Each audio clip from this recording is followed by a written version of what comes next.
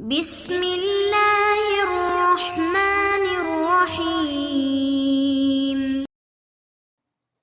السلام علیکم معزز طلبہ کرام، آپ سب کیسے ہیں؟ آج ہم اصول الشاشی کے سبق نمبر 108 کو پڑھیں گے۔ آج کے سبق کا عنوان ہے ادائے کامل کے حکم کا بیان۔ آج کے ہمارے سبق کی عبارت و حکم ھذا النوع سے شروع ہوتی ہے۔ آئیے سب سے پہلے عبارت پڑھتے ہیں، عبارت پڑھنے کے بعد اس کا ترجمہ کرتے ہیں اور پھر باقاعدہ سبق کی وضاحت کی طرف بڑھتے ہیں۔ مصنف علیہ رحمہ لکھتے ہیں وَحُكْمُ هَذَا النَّوْعِ أَن يُحْكَمَ بِالْخُرُوجِ عَنِ الْعُهْدَةِ بِهِ، اور اس قسم کا حکم یہ ہے کہ عہدے سے نکلنے کا حکم لگایا جائے اس کی ادائیگی کے ساتھ۔ وَعَلَى هَذَا قُلْنَا، اور اسی بنیاد پر، اسی حکم کی وجہ سے ہم نے کہا الغاصب اذا باع المغصوب من المالک او رہنہ عنده او وهب له وسلمه الیہ یخرج عن العہدۃ، کہ غاصب جب وہ مغصوبہ چیز کو مالک کو ہی بیچ دے یا مغصوبہ چیز مالک کے پاس رہن رکھ دے یا مغصوبہ چیز وہ مالک کو ہبتاً دے دے اور وہ اس مالک کے سپرد کر دے، تو اب وہ غاصب عہدے سے بری و ذمہ ہو جائے گا۔ وَيَكُونُ ذَلِكَ أَدَاءً لِحَقِّهِ وَيَلْغُو مَا صَرَّحَ بِهِ مِنَ الْبَيْعِ وَالْهِبَةِ، اور یہ اس کا ان کسی بھی طریقوں میں سے اس کو سپرد کرنا چیز کا، یہ اس کے حق کو ادا کرنا ہوگا اور لغو ہو جائے گا وہ جس کی اس نے تصریح کی تھی بے میں سے، ہبہ میں سے۔ وَلَوْ غَصَبَ طَعَامًا فَأَطْعَمَهُ مَالِكَهُ وَهُوَ لَا يَدْرِي إِنَّهُ طَعَامُهُ، اور اگر غاصب نے کھانا غصب کیا تو اپنے ہی مالک کو وہ کھلا دیا، یعنی اسی کھانے کے مالک کو وہ کھانا کھلا دیا، حال یہ ہے کہ وہ مالک نہیں جانتا کہ یہ کھانا اسی کا کھانا ہے۔ او غصب ثوبہ فألبسہ مالکہ وہو لا یدری انہ ثوبہ، یا پھر اس نے جس کا کپڑا غصب کیا تو اسی کپڑے کے مالک کو وہ کپڑا پہنا دیا، حال یہ ہے کہ وہ مالک یہ نہیں جانتا کہ یہ اسی کا کپڑا ہے۔ تو یکون ذالک اداء لحقہ، تو یہ ساری چیزیں، ساری صورتوں میں وہ مغصوبہ چیز مالک تک کسی بھی طریقے سے پہنچانا، یہ اس کے حق کو ادا کرنا ہوگا۔ والمشتری فی البیع الفاسد لو اعار المبیع من البائع او رہنہ عنده او آجرہ منہ او باعہ منہ او وہبہ لہ وسلمہ یکون ذلک اداء لحقہ ویلغو ما صرح به من البیع والہبۃ ونحوہ، اور بیع فاسد میں مشتری نے اگر مبی بائع کو عاریت پر دے دی، عاریتاً دے دی، عارضی طور پر، یا اسے بائع کے پاس رہن کے طور پہ رکھ دیا، یا اس کو کرایہ پر وہ چیز دے دی، رینٹ پر دے دی، یا اس بائع کو وہ چیز ہبہ کے طور پر دے دی، ہبہ کر دی، تو عاریت اور رہن وغیرہ اس بائع کے حق کو ادا کرنا ہوگا، اور جس بیع اور ہبہ وغیرہ کی اس نے تصریح کی تھی وہ لغو ہو جائے گی۔ جی طلبہ کرام، یہ ہمارے آج کے سبق کی عبارت اور اس کا ترجمہ تھا۔ آج در حقیقت و حکم ھذا النوع سے، چونکہ اس سے پہلے مصنف نے ادائے کامل کی تعریف کی تھی، ادا و قضا کا ہم نے بیان گزشتہ سبق میں پڑھا تھا، تو یہاں سے چونکہ گزشتہ سبق میں ہم نے ادائے کی تعریف بھی پڑھ لی، ادائے کامل کی، ادائے قاصر کی تعریفیں تو پڑھ لی،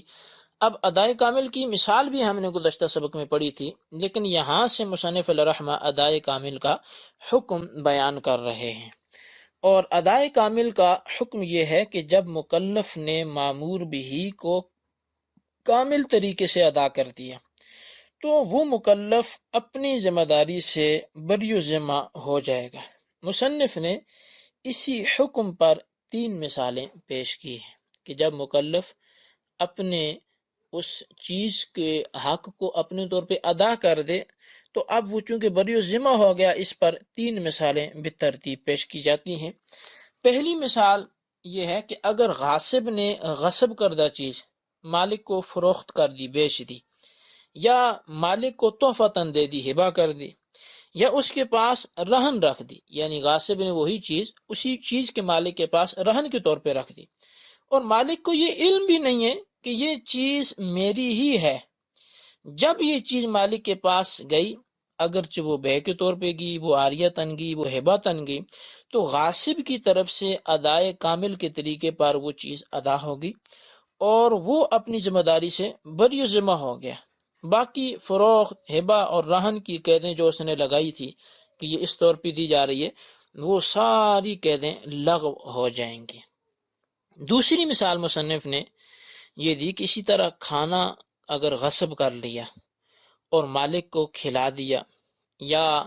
کپڑا چھینا اور مالک کو پہنا دیا، جس کا کھانا تھا اسی کو کھلا دیا، جس کا کپڑا لیا تھا اسی کو پہنا دیا، اور ان صورتوں میں بھی مالک کو بھلے پتہ نہ ہو کہ یہ میرا ہی کھانا ہے یا یہ میرا ہی کپڑا ہے، ان تمام صورتوں میں بھی جیسے وہ کھانا مالک کے پاس پہنچے گا، جیسے یہ کپڑے مالک کے بدن پہ جائیں گے، تو یہ ادائے کامل ہو جائے گی اس غاصب شخص کی طرف سے۔ اور باقی جو اس نے قیدیں لگائی تھی، وہ ہباتاً دیے ہوں، عاریتاً دیے ہوں، اجارتاً دیے ہوں، وہ ساری کی ساری قیدیں لغو ہو جائیں گی۔ اب تیسری مثال مصنف علیہ رحمہ دیتے ہیں، لیکن اس سے پہلے میں چاہوں گا کہ 1-2 گزارشات آپ کے ذہن میں ڈال دوں۔ وہ یہ ہے کہ بجوع کی اقسام میں سے ایک بے فاسد ہوتی ہے۔ بے فاسد کی تعریف یہ ہے کہ جس میں کوئی ایسی شرط لگائی جائے کہ جس شرط کا عقد تقاضا نہ کرتا ہو، وہ شرط عقد کے تقاضے کے خلاف ہو، کہ وہ شرط بائع و مشتری یا مبیع میں سے کسی ایک کے حق کو ثابت کرتی ہو۔ اس کا حکم یہ ہوتا ہے کہ اس کو فسخ کرنا ضروری ہے، کہ بائع پر لازمی ہے کہ ثمن مشتری کو واپس کر دے، اور مشتری پر لازم ہوتا ہے کہ مبیع بائع کو واپس کر دے۔ مثال کے طور پہ ایک بندہ دوسرے سے ایک موبائل خریدتا ہے، اور موبائل خرید کر ان کا 10,000 میں سودا ہوتا ہے۔ 10,000 میں جیسے ڈیل ڈن ہوتی ہے تو موبائل والا کہتا ہے کہ جی میں موبائل تو آپ سے لے لوں گا، آپ کو دے دوں گا، 10,000 روپے آپ مجھے ابھی دے دیں، موبائل میں آپ کو اگلے سال دے دوں گا۔ تو اب یہ شرط جو اس نے بیچ میں لگا لی کہ موبائل اگلے سال دوں گا، یہ ایک ایسی شرط ہے جس کا عقد تقاضا نہیں کرتا، تو یہ بے فاسد ہو جائے گی۔ اب مسئلہ سمجھیں کہ اگر کسی شخص نے بے میں ایسی شرط لگائی کہ جو عقد کے تقاضے کے خلاف تھی، مثلا اس نے کہا میں تمہیں یہ گھوڑا بیچتا ہوں اس شرط کے ساتھ کہ 1 مہینہ میں رکھوں گا۔ گھوڑا مشتری نے لے لیا اور رقم بائع نے لے لی۔ اس بے کا حکم یہ تھا کہ اس بے کو ختم کیا جاتا، مگر وہ گھوڑا مشتری نے بائع کو عاریتاً دے دیا، یا رہن بائع کے پاس رکھ دیا، یا کرائے پر دے دیا، اور بائع نے ان صورتوں میں گھوڑے پہ قبضہ بھی کر لیا، تو ان تمام صورتوں میں مشتری بائع کے حق کو ادا کرنے والا شمار ہوگا، اور مشتری کے عنوانات عاریتاً، ہباتاً اور قرض وغیرہ یہ ساری چیزیں لغو ہو جائیں گی۔ جب بائع تک اس کا حق پہنچ گیا تو بائع پر لازم ہے کہ وہ مشتری کو اس کی قیمت جو اس نے بے فاسد کے طور پہ لی تھی وہ واپس کر دے۔ اب مشتری نے ایسے ارادے سے نہیں دیا تھا کہ میں وہ بے فاسد کی وجہ سے چیز لوٹا رہا ہوں، اور بائع نے بھی اس طور پہ چیز نہیں لی تھی کہ یہ مجھے بے فاسد کے طور پہ لوٹا رہا ہے، لیکن چونکہ شریعت کا حق ہے کہ عقد ان کا فاسد ہے، اس عقد کو ختم کرنا لازم ہے۔ اب کسی بھی لحاظ سے وہ مبیع جب واپس بائع کے پاس پہنچتی ہے، وہ عاریتاً ہو کے پہنچے، ہباتاً ہو کے پہنچے، وہ اجارتاً ہو کے پہنچے، وہ بے کے طور پہ ہو کے پہنچے، جیسی بھی پہنچے، اب وہ چونکہ بائع کے پاس اس کی مبیع آ گئی تو بائع پر لازم ہے کہ مشتری کا ثمن واپس کر دے۔ ہم نے آج کے سبق میں ایک بے فاسد کا لفظ سنا تھا، اسی طرح ایک بے باطل بھی ہوتی ہے۔ دونوں میں فرق بالکل آسان سا ہے۔ بے باطل وہ ہوتی ہے جو اصل سے ہی درست نہ ہو، مثال کے طور پہ خون یا شراب کی بے، خنزیر کی بے۔ اب چونکہ مسلمان کے حق میں یہ چیزیں مال نہیں ہیں تو ان کا بیچنا اس کے لیے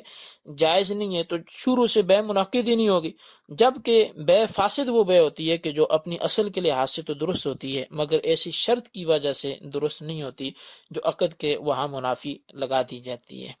تو اب یہ جیسا کہ ہم نے 1 مہینے کی مثال بھی پڑھی کہ میں 1 مہینے تک یہ چیز رکھوں گا پھر تمہیں دوں گا، تو یہ بے فاسد اور باطل میں فرق تھا۔ آج کے سبق کی ہماری گفتگو اپنے اختتام کو پہنچی۔ ادائے کامل کے حکم کو آج ہم نے پڑھا اور اس پر 3 مثالیں ہم نے پڑھی، اور پھر بے باطل اور بے فاسد میں فرق بھی پڑھا۔ تو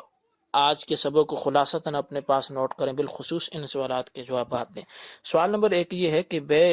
ادائے کامل کا حکم کیا ہے، اور سوال نمبر 2 یہ ہے کہ بے باطل اور بے فاسد میں فرق بیان کرے۔ اللہ تبارک و تعالیٰ سے دعا ہے جو کچھ ہم نے پڑھا سنا اسے یاد رکھنے کی توفیق نصیب فرمائے، آمین بجاہ النبی الامین صلی اللہ علیہ وسلم۔